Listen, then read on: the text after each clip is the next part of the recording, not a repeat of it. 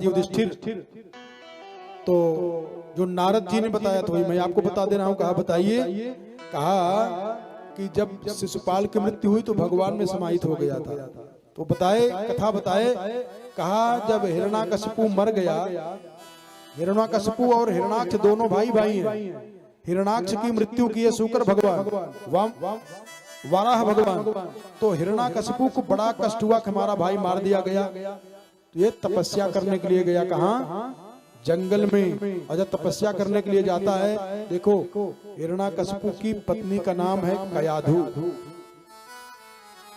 पत्नी अगर किसी को ढंग से मिल जाए, बढ़िया मिल जाए, भगवान की कृपा हो जाए, एक कहावत है कि दिन नष्टम कुभोजनम जन्म नष्टम कुभार्या। अगर किसी को संस्कारी धर्मपत्नी मिल जाए तो उसका बिगड़ा हुआ सारा काम बन जाएगा। कयाधु धार्मिक है और उनके पति हिरण्याकशिपु दुष्ट है। एक गया तपस्या करने के लिए, थोड़े में समझे क्योंकि समय कम है, तपस्या करने के लिए गया और एक तोता मिला। तो जब हिरण्याकशिपु पद्मासन लगा करके सोचा तपस्या करूं, तो तोता कहा नारायण नारायण, और नारायण नाम से चिढ़ती किसको? हिरण्याकशिपु को। अब वहां से उठ करके दूसरी जगह पे चला गया, और जब वहां पहुंचा तो वहां भी तोता उड़ करके पहुंच गया, और वहां भी जा करके कहा नारायण नारायण। तो तोता की आवाज सुन करके हिरण्याकशिपु उस स्थान से भी हट करके दूसरे स्थान पर चला गया। और तोता गजब का था, जहां जहां ही जाए, यूं तपस्या करने बैठे तोता पहले पहुंच जाए, नारायण। इतना झल्लाया हिरण्याकशिपु, आया अपने घर वापस लौट करके राजमहल में। तो इनकी पत्नी कयाधु पूछी, महाराज आप गए थे तपस्या करने, लौट आए? तो हिरण्याकशिपु ने कहा कि क्या बताऊं, एक दुष्ट तोता हमारे पीछे पड़ गया और हमारे दुश्मन का नाम लेता था, नारायण कह देता था। कयाधु मस्त हो गई, गदगद हो गई, वाह भगवान कृपा तो कर दिया। क्यों? इस दुर्दांत दुष्ट हिरण्याकशिपु से नारायण निकल गया। अब पत्नी इसको कहते हैं, जो अपने पति को पतन से बचा ले उसको धर्म पत्नी कहा जाता है।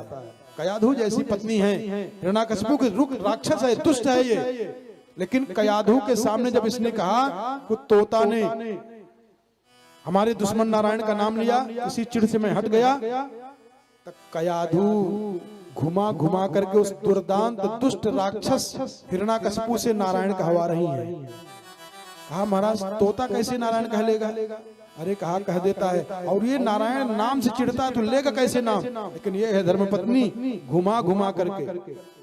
अरे तोता कुछ बोलता होगा, चिढ़ बस आपको लगता है। अरे कहा नहीं नहीं, नारायण सीधा सीधा कहता था वो। कहा पक्षी की बात कैसे आप जानते हैं कि नारायण कह देता था? कहा अरे कहता था तभी तो मैं वहां से हट जाता था। अच्छा माना जब वहां से हटे तब? कहा तो वहां भी जाकर के बैठ के फिर नारायण कह देता था। कहा पक्षी दूसरा कोई होगा, आपको पहचान थोड़ी रहा, आप जहां जहां जाएंगे तोता पीछे पीछे जाएगा। कहा अरे जाता था वही कहता था। और उस रात कयाधु ने घुमा घुमा करके उस दुर्दांत दुष्ट राक्षस राज हिरण्याकशिपु से 1008 बार नारायण कहवाई। नारायण कह देता था, भाई नारायण कह देता था, उसी से सबको चिढ़े, वही कहता था बार बार, उसका नाम मत लो। लेकिन वो घुमा घुमा करके बात उलझा करके 1008 बार नारायण नारायण कहवाई राक्षस राज हिरण्याकशिपु से। अब दोनों का जब सम्मिलन हुआ है तो गर्भ में भक्त का आगमन हो गया है। अब जब वो राक्षस 1008 बार कहा तो कयाधु कितनी बार नारायण कही होगी, विचार करिए। अब भक्त का अंश आया है पेट में। अब की बार जब ये तपस्या करने के लिए गया, अब तोता नहीं मिला और तपस्या किया इसने, बड़ी कठिन तपस्या किया है, बड़ी कठिन तपस्या किया है। कौन? हिरण्याकशिपु। और उसी के साथ में इसकी बहन होलिका गई थी सुरक्षा में, यह वैसे ही बैठी थी। और जब तपस्या इतनी विशेष किया है तो कहते हैं सुखदेव जी महाराज राजा परीक्षित से, ये प्रसंग नारद जी ने धर्मराज को बताया है। हिरण्याकशिपु के बाल में पक्षियां घोंसला लगा लिए हैं, पूरे शरीर को दीमक चाल के खा गए हैं, इतनी कठिन तपस्या किया है। और पैर के अंगूठा पर खड़ा है, हाथ ऊपर उठाया है और नजर भी ऊपर उठा दिया है, पलक भी नहीं गिरा रहा है। कई हजार वर्ष बीत गया, उसके बाल में पक्षियां घोंसला बनाए रहे हुए हैं। ऊर्ध्व बाहुर नभोर दृष्टि पादांगुष्ठा श्रितावनि, पैर की अंगूठी पर खड़ा है।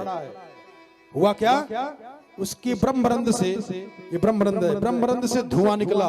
जब धुआं निकला तो पूरा ब्रह्मांड थर थर थर थर कांपने लगा। भगवान ब्रह्मा को कहे जाओ जल्दी वरदान दो, तपस्या में वो ताकत है। ब्रह्मा जी आए और ब्रह्मा जी ने कहा बेटा उठ जाओ बेटा, तपस्या तेरी पूरी हो गई है। उत्तिष्ठोत्तिष्ठ भद्रन्ते तपः सिद्धोऽसि काश्यप, ए कश्यप नंदन तेरी तपस्या पूर्ण हो गई बेटा, उठ जा। वरम ब्रूहि, वरदान मांगो बेटा। हिरण्याकश्यप उठा और ब्रह्मा जी की लगा स्तुति करने। ब्रह्मा जी ने कहा कि बेटा तेरी स्तुति पूरी हो गई है, अब तू वरदान मांग। तो वरदान मांग रहा है कि न मैं दिन में मरूं, न रात में मरूं, न सोते मरूं, न जागते मरूं, न उठते मरूं, न बैठते मरूं, न घर में मरूं, न दरवाजे के बाहर मरूं। अरे लगा वरदान पे वरदान मांगने। भूते व्यस्त्वं विसृष्टेभ्यो मृत्युर्माम भून् मम प्रभो, आपकी बनाई हुई पूरी सृष्टि में मेरी मृत्यु न हो। बताओ, ब्रह्मा जी ने कहा बस कर, एक वरदान मांगने के लिए कहा, वरदानों की झड़ी लगा दिया है, कितना वरदान मांगेगा। भगवान ब्रह्मा प्रसन्न होकर के कहा ताते में दुर्लभा पुंसाम यान वृणी से वरान मम, बेटा ये बड़ा दुर्लभ वरदान है कि मेरी सृष्टि में किसी की मृत्यु न हो, दिन में न हो, रात में न हो, सोते न हो, जागते न हो, पृथ्वी में न हो, आकाश में न हो, पानी में न हो, धुआं में न हो, आपके बनाए हुए समय में भी मेरी मृत्यु न हो। एक आदमी को मारने के लिए पूरा समय, पूरी प्रकृति बदली जाए। लेकिन ब्रह्मा जी ने कहा कि चल बेटा वरदान दिया तो उसको वैसे ही होगा। अब लगा अत्याचार करने। इधर प्रहलाद जी का जन्म हुआ। भक्त ऐसे जन्म लेते हैं, माता पिता खूब भगवान का नाम जपे थे। प्रहलाद जी का जन्म हुआ और प्रहलाद जी की गजब की आदत थी। कैसी आदत थी इनकी, कहा सब खेलते रहे लेकिन प्रहलाद जी के खेलने में कुछ अलग अंतर आता था।